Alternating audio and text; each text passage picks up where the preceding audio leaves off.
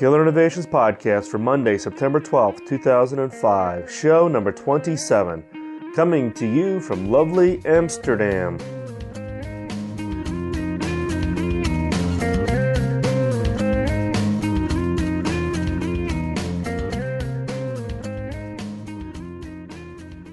Hello, and welcome to the Killer Innovations Podcast. I'm your host, Phil McKinney.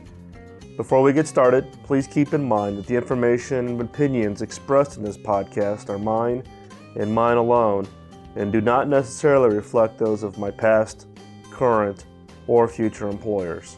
Well, as I said in the intro, I am in Amsterdam. I'm here at the IBC, the International Broadcasters Convention this week, and then we'll be heading off on Tuesday for Venice, Italy, to present at a conference there, and then back to the U.S. I had a chance to meet with Richard Donovan and his wife. They are new listeners. In fact, it was kind of funny. Richard just started listening at show number 25, which I think was the first show that I had mentioned that I was going to be here in Amsterdam this week. And him and his wife live here in Amsterdam. They actually came by the IBC show, and we were able to meet up and spent a little time. That was great. I always enjoy having an opportunity to meet the listeners, and it was a really good chat. In fact, the conversation that Richard and I were having with his wife about innovation and where you get ideas from actually will be what we will cover in segment 1. So you can thank Richard for the idea for the topic for this week's podcast. At the end of the podcast, I'll play a new message that just came in on the feedback line. So please keep in mind that if you have feedback or comments or suggestions or criticisms, feel free to either send me an email, or if you want to hear your feedback played on the podcast, just call the feedback line, area code 1-703-636-4460. If you're outside the U.S., that's +1 703 636 4460, or you can always drop me an email at podcast@killerinnovations.com, or Skype at Phil_McKinney. So in this week's segment number 1, this is based on the conversation that Richard and I had at on the show floor a couple of days ago, and the question came up about customers as a source of ideas. Now, in some of the earlier podcasts, I shared, at least in a cursory manner, at least my opinion, that customers in many cases are not a very good source of ideas. So this week I wanted to go into a little more detail specifically about that and talk about, though, how you can use customers and both current customers, non-customers, different market segments as a source. But first off, why do I think that customers are typically not a good source of ideas? Well, one, they don't know your capabilities as well as you do. It doesn't occur to your audience or to your customer base that you may be able to help them solve a problem beyond anything that's beyond just a make it faster, make it bigger, make it smaller, make it prettier. So they really don't understand what your capabilities are, or what your capabilities of the industry that you're in, beyond just simply, what's next. Also, number 2, current customers' creativity is more likely to be focused on their jobs, not your products or services.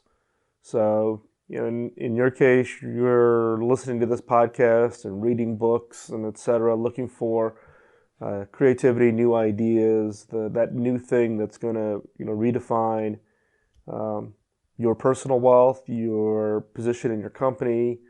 Same way your customer base is focused on their job, their creativity and their focus of innovation is not going to be on your product or service. It's going to be on their job. And 3, few customers have really a strategic view of your marketplace.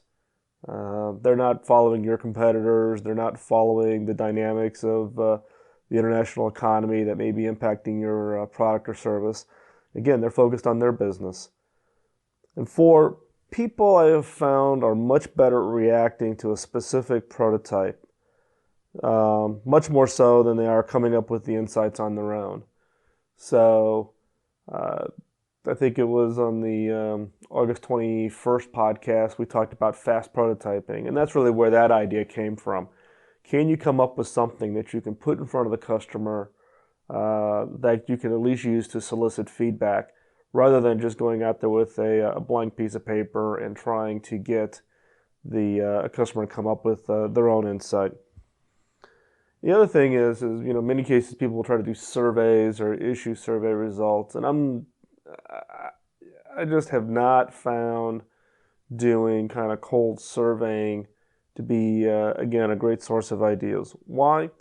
When you really get down to doing a face-to-face interview with people after they've done a survey, you find that in many cases it's actually tempting for them to lie during the interviewing process. Do you like my product? Do you think it's going to be successful? Would you buy this if it were available? I've just found it to be very tempting for the people in those kinds of surveys to basically lie, because what it is they don't want to hurt your feelings. It's human nature to want to be liked. And if by being direct, potentially brutally honest to where you maybe something you don't want to hear, people don't want to do that. In so many cases, we get survey results back on people saying, yeah, I really like this, and if you make it available, I'll definitely buy it. They're basically parroting back what they think you want to hear. And to be quite honest, what they're parroting back is what they would want to hear had they come up with an idea and were attempting to try to get some feedback. I mean, talking about surveys, you need to be very careful about how you ask or what you ask the users. I mean, we've all been there, the proverbial question, do you like my product? People are typically going to say, oh yeah, it's a great product. And then, the next follow-on question is, are there any features you don't like or you'd want to add to this? Oh, no, everything's great. It's a great product. And then what happens? You go off and you ship it, nobody buys it. This gets back to why we are focused on killer questions. You need to ask that question that forces them to think beyond the obvious. Do you like features, or, what's hard or what's easy? You need to be more specific about the kind of question that you ask in the survey. Okay? So now I've talked about why they're not a good idea. Let me flip it and say, how do you use customers and potential customers of your product as a source of ideas? So first off, find out who the lead users of your product really are. Now, I'm being, polite here, but what I really mean by lead is I'm talking about the guys that are really, really demanding. These are the people that are typically the real pains. The ones that have got, 25 ideas. They're calling your help desk all the time. They are the ones that are always coming into your store. It's that customer that, once you've got them as a customer, they are always around. They're always have an opinion. Now, sometimes it's hard to get beyond, filtering out what's, a good idea or a bad idea, but they tend to be a good source of at least honest and brutal feedback on your products or services. Next is talk to the troublesome customers. These are the ones that are always the ones that are calling in with problems. This doesn't work. This isn't working the way I think it should work. Any kind of, the customers that have repeated calls into your support or are constantly calling your sales reps. Next, find and talk to the interesting or peripheral customers. Find the users who are not in your typical customer segment, let's say. Maybe you sell drilling equipment, which actually we have some listeners who actually are in the drilling industry. Maybe you're selling drilling equipment to one specific type of customer. Do a scan of your customer base and find out if there's any customers who are doing something that are not part of the normal segment. So find those peripheral customers who are doing those interesting things with the product. And find and talk to the non-customers, customers who you think should be using your product but aren't, and ask them why. And then the other is study the novice customers. Who's the newest customer that you've got for your product or service? At least in the computer industry and in the software industry, and even in the telecommunications industry, what we typically do is we'll go to the retail store, someone will buy a new product, and you follow them home. Not like a stalker thing where you're gonna, it does get to be a little bit challenging because you walk up to somebody that's buying your product or your service in a retail store and you say, hey, can I follow you home? But it's actually a good way to observe them using your product, have them open the box. You're not there to say anything. You may videotape, you may take some photographs, but you're there to see how easy or how they interact with your product or service. So it shouldn't matter whether you're selling a retail product or you're selling, big drilling rigs. Who's the new novice customer that just bought your product? And go observe them. See how they use it, fresh out, brand new, because it'll be a great source of ideas for how you could potentially improve the product. Now, a lot of this material that I just talked about is material that we've covered in earlier podcasts. But what I want to talk about now with regards to sources of ideas coming from your customers is a kind of a market research, I should say capabilities, methodology, I guess would be a better word, called ethnography. And ethnography is basically a methodology for studying the customer in relation to their environment.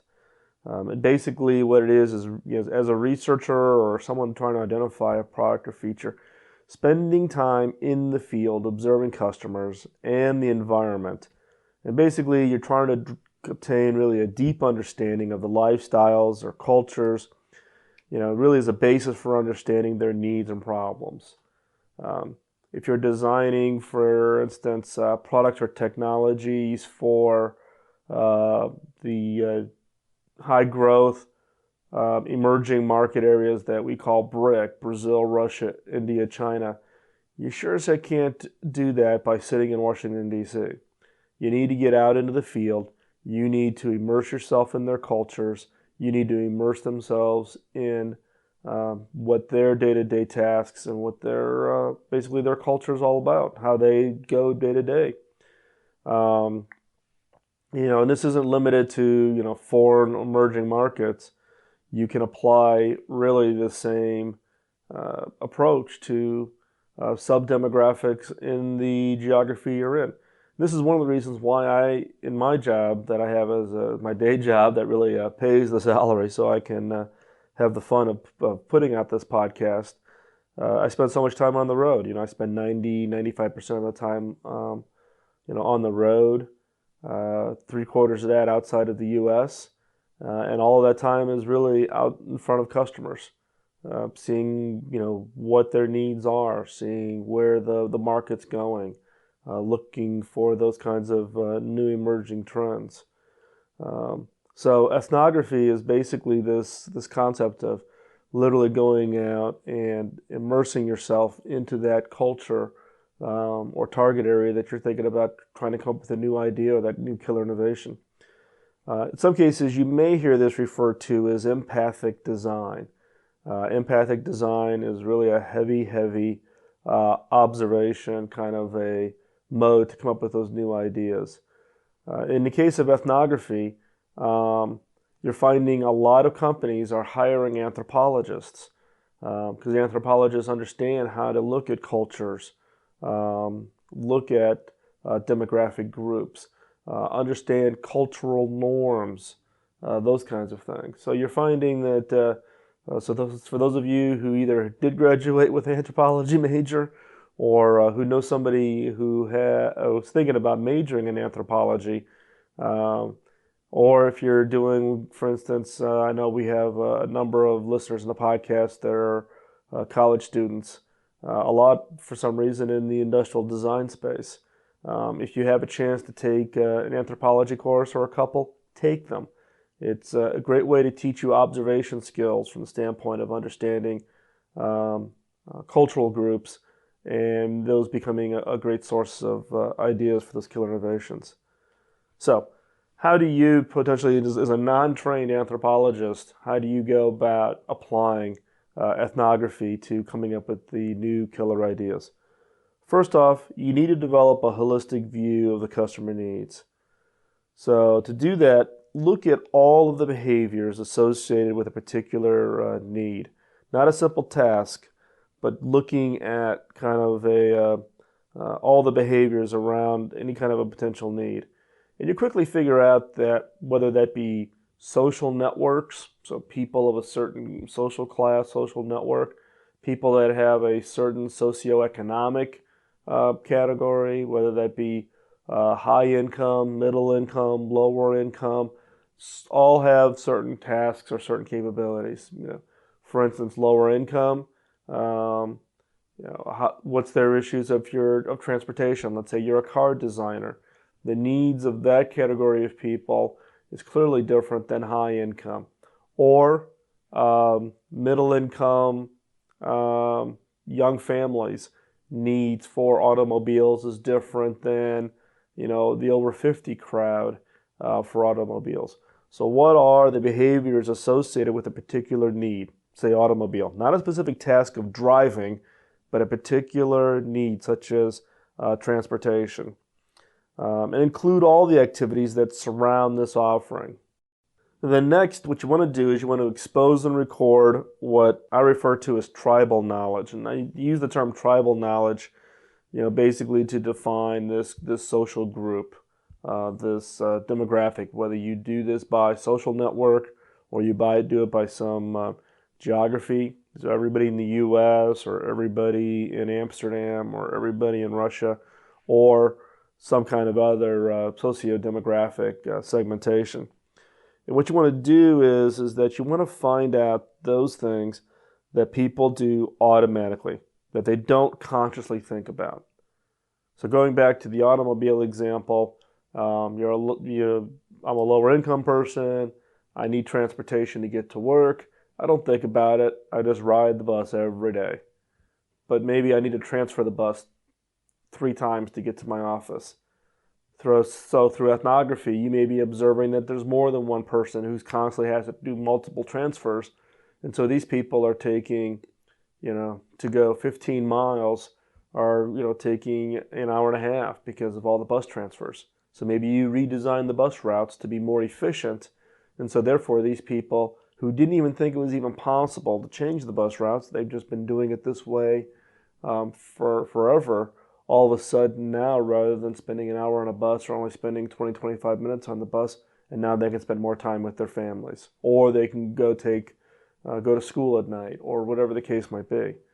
So you want to find out what I would call this tribal knowledge, which is kind of the accepted norms within these small groups of individuals, whether it be demographics or social networks, however you want to segment your customer base. But you want to find those things that people do automatically. They don't consciously think about. This is one of the reasons why I'm big on using visual triggers. So if you go out to the Killer Innovations community bulletin board, you go out to killerinnovations.com, click on the KI community button, and then click on the weak signals segment. You'll see that I post photos out there, and these are just kind of interesting photos, some that I've taken, some that I found in other places that I think are good visual triggers. It shows, or you can at least observe either in a photograph or a video, things that people do automatically. And you pick up things in these photos that aren't really obvious. So I'll post out to the community board a photo, and I'll just ask people for what they see. What's the observation skills that you have as far as seeing things in these photos that are of potential, could be a trigger for an idea. I just had one up recently on showing a clothesline. It was a picture actually taken in Europe, and it shows clothes hanging on a clothesline. But it was interesting that some of the listeners of the podcast posted comments on the photo where they picked up things that just really weren't obvious. The bicycle and the number of satellite dishes on the roofs of the houses, those kinds of things. But then when you understand or you see those kinds of photos, you can kind of derive this tribal knowledge. What's the norm? What do all the people in this area kind of do that's common amongst everybody else? And then use that information to come up with those new ideas. And then once you've identified kind of these, this tribal knowledge, the things that people just do automatically and they don't consciously really think about, identify the customer frustrations and areas of less than optimal efficiencies. And that's really where innovation comes in. It's finding those frustrations, not the verbalized frustrations, but the frustrations that people live with day in and day out, that that you could potentially create a new kind of product or a new kind of service to eliminate. Now, think of the iPod. What frustration did people get rid of? Well, it really wasn't a frustration, as it was boredom. You're traveling, you're sitting on the bus. In my case, I have is cutting grass. Sitting on my rider mower, cutting grass is like the most boring task in the world. But I can put my iPod in, I can listen to music, and I can therefore enjoy that.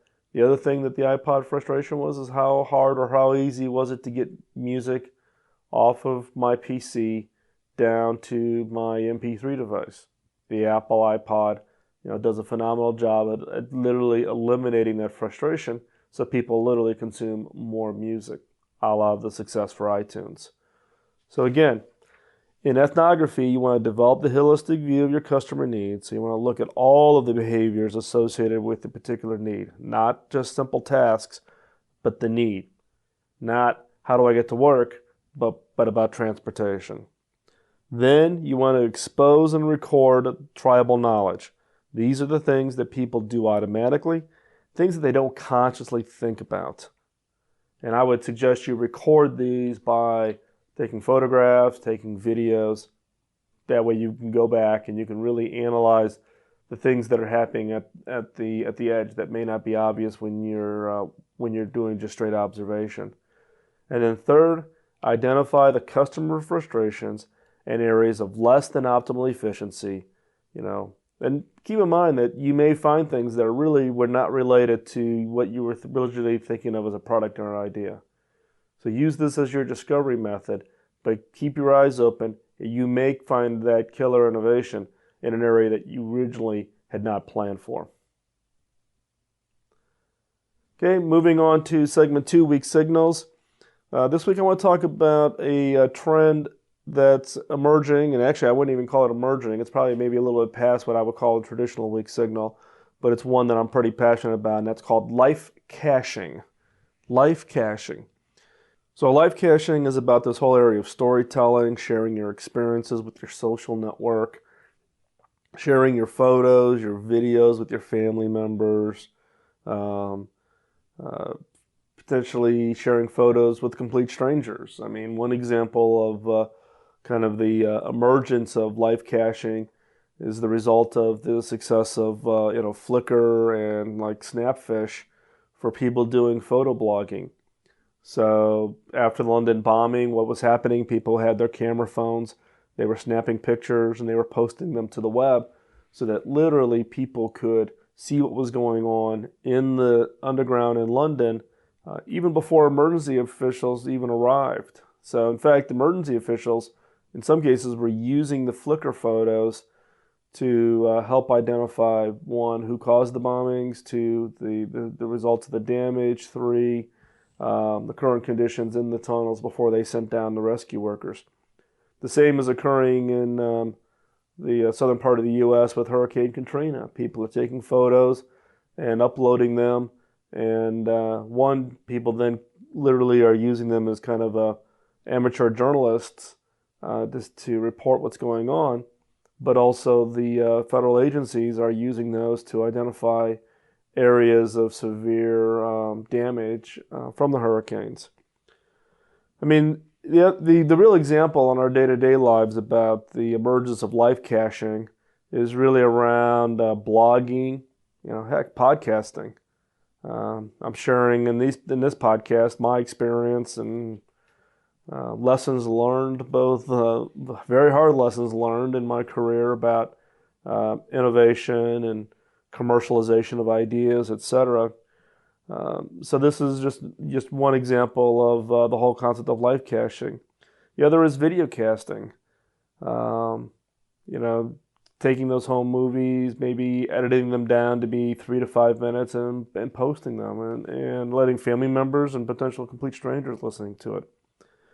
I mean, live caching is really being enabled by devices that we carry with us. You know, it's the unconscious act of literally whipping out your camera phone, snapping some pictures, and posting them to the blog. I mean, literally for me, I do a little bit of photo blogging as part of some tests in my day-to-day job. And from my Nokia handset, it's one button to click the picture and one button to post it to the blogs, and makes it, very, very easy. I find myself now taking photos of things and using the photo blog really as my to-do list or tickler items to remind me so that I don't forget to either do something or pick up a present for my wife or something else. Some specific evidences of work that's being done in live caching. One, if you haven't seen it, is Microsoft's SenseCam. It's a concept. It's not a product yet, but basically it's a little box that you wear around the chain, around your neck. It literally captures something like 2,000 photos per day. It captures the date, the time, the movement. So as you move, it senses the movement and snaps pictures.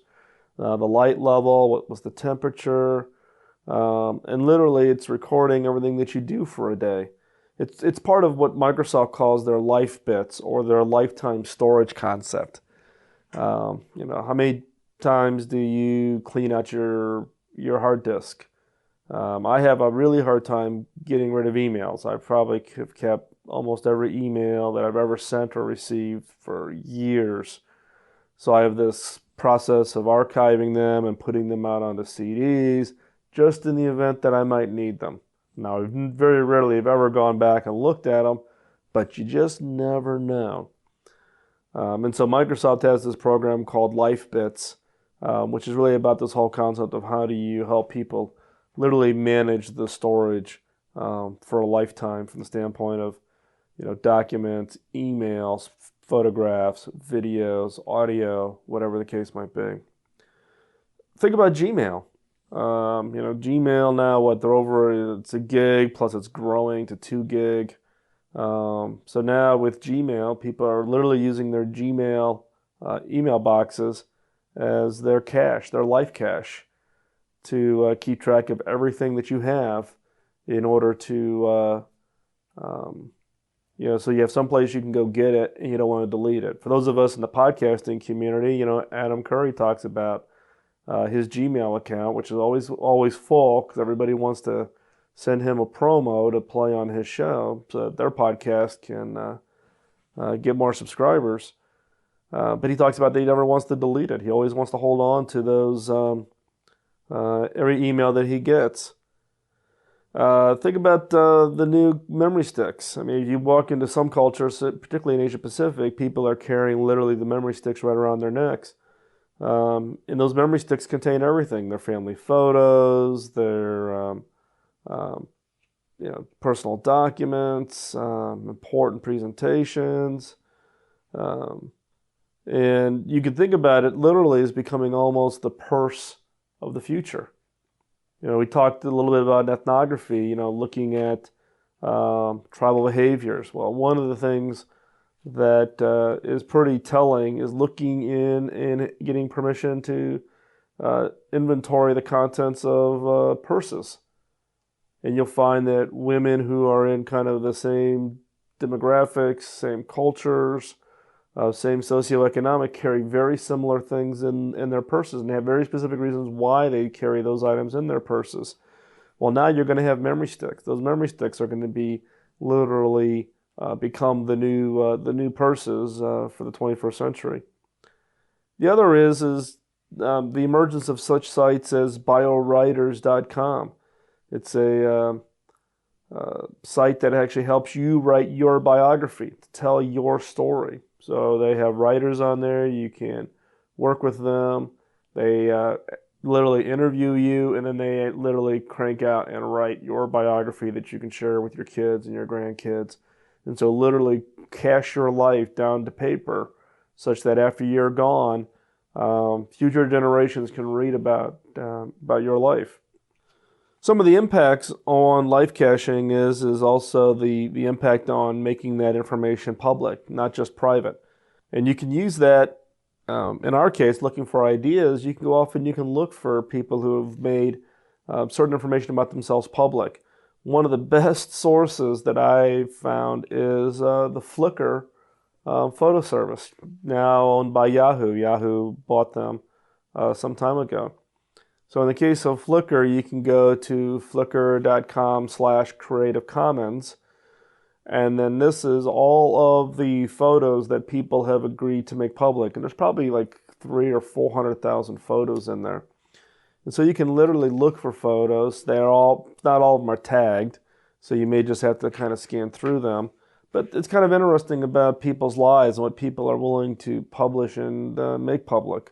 But it tends to be really a great source of ideas, and one that I use. And if you visit the Killer Innovations community site, you will see the me using some of those Flickr photos as visual triggers for weak signals during the discussions that we have on the bulletin board. Moving on to segment 3, Killer Question of the Week. Some of the listeners have commented that the wording of many of the killer questions is around existing products, how to improve them, what do people not like about my product, etc. So some guidance here on the killer questions. One is you need to feel free to reword the killer question. Don't think the wording is exactly locked down the way that you have to use it exactly the way that it's given. You can tweak the wording. But again, the focus of a killer question is to force them to the person who's reading the question to get to specific ideas, not just a general response that can be answered by yes or no responses. So the guidelines, if you're going to reword a killer question, is reword to be specific to your industry or your business. The killer questions today, I have them worded fairly generically. Many times, probably 70% of the time, I reword the question to be specific to the industry or the business or the area that we are trying to derive an idea around. So reword it to be specific, and then test the question in a brainstorming session. If the idea quality is low, meaning you've asked the question, but the feedback that you're getting just isn't, the ideas are low quality or just don't rank very high during the ranking process, tweak the word. Change the focus to either be more broad or more specific. What we call porpoising. Porpoises, go up for air and they dive deep. They come back up for air and they dive deep. And so make the question broader, make the question more specific. You'll be surprised by what the impact is by just changing one word will do. So play around with the questions, and then once you've got one that works for your industry and works for your business, jot it down, hold on to it, and that becomes one of the questions then that you use for your ongoing for future brainstorms. So, to show you that some of the killer questions have been worded for new rather than improve, this week's killer question is, why are existing products limited to specialist or niche segments? So again, why are existing products limited to specialists or niche segments? And this is going off and you're trying to find that new idea that you can bring to your industry, or you're an entrepreneur and you're looking for that new idea of which you're going to build a business on. So what are the existing products limited to specialist or niche segments? So what are some products?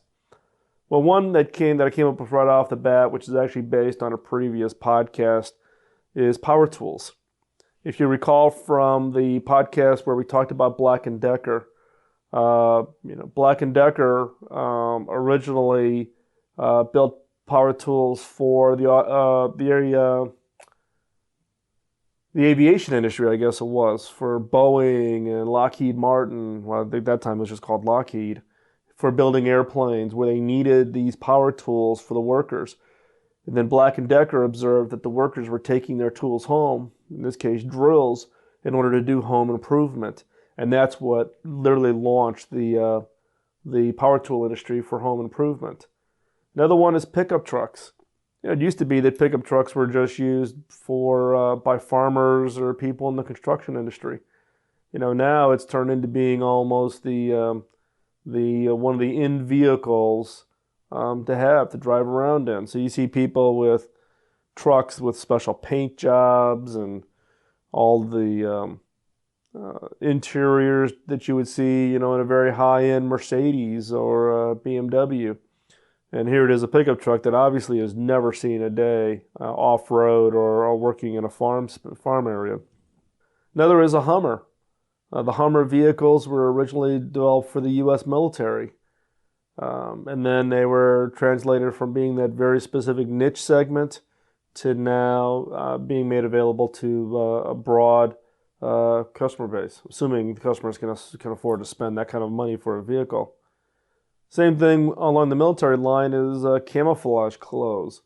The camouflage clothes developed for the military has found its way to being popular with the youth markets in certain areas of the world. So again, something that was designed for the niche, going mainstream.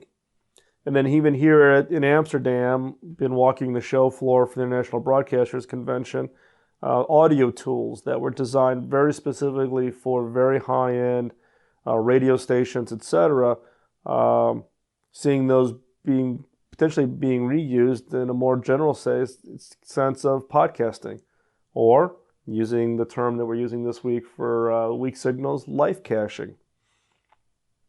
So go look in the niche and segments for products and services that could be of interest to a broader customer base. Again, you can apply this if you're an existing business, go look.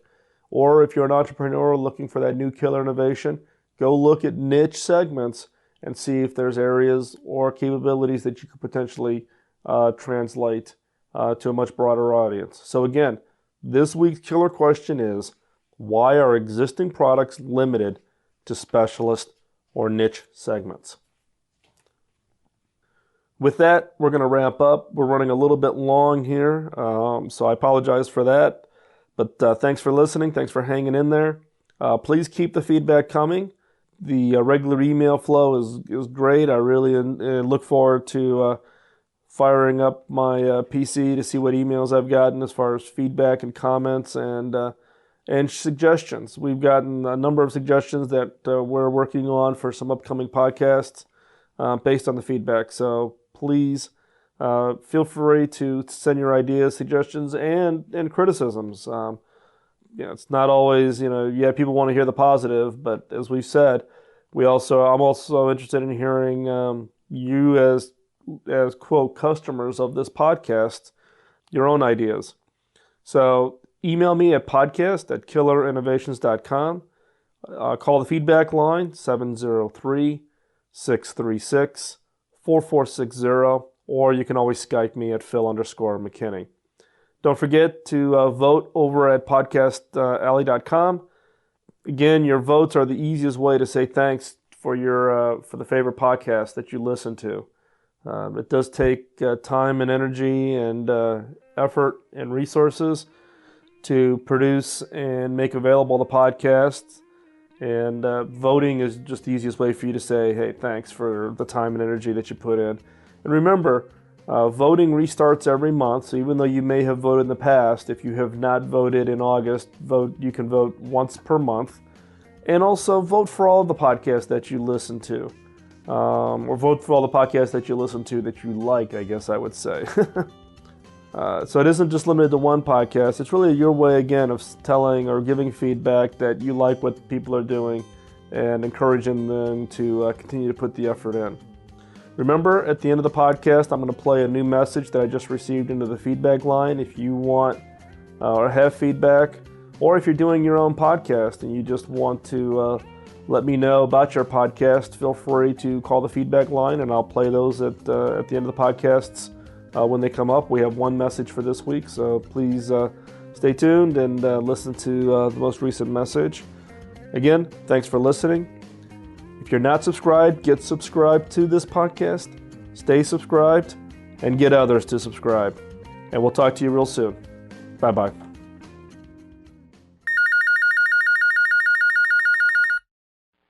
Hey, Phil, Kevin Williams from the Middle Management Lobotomy Podcast over at mmlpodcast.libsyn.com.